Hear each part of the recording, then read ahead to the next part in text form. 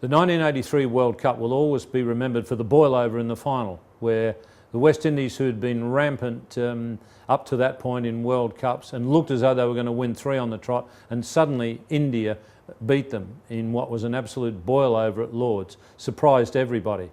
But India would probably never have got to the final without a magnificent innings from Kapil Dev at Tunbridge Wells. He came in against Zimbabwe, a match that India would have been expecting to win quite comfortably. India at that point were 5 for 17, batting first. And Kapil Dev came in and he blasted them to all parts. 6 sixes in his 175. I think there were 16 boundaries as well. And it was just a magnificent knock. And typical of Kapil Dev, when he had the bat in his hand, he was prepared to take risks.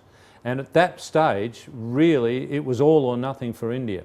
And the fact that Kapil Dev was able to annihilate that Zimbabwe attack and give the Indian bowlers something to bowl at, they won that game. And I'm sure it was the impetus that the innings of Kapil Dev gave the Indians that gave them the confidence to think that they could go on and win the final. By the time they got to Lord's and they came up against the West Indies, there was a belief there that they could beat the West Indies. And I'm sure that came as a result of the innings played by Kapil Dev at Tunbridge Wells, a magnificent 175.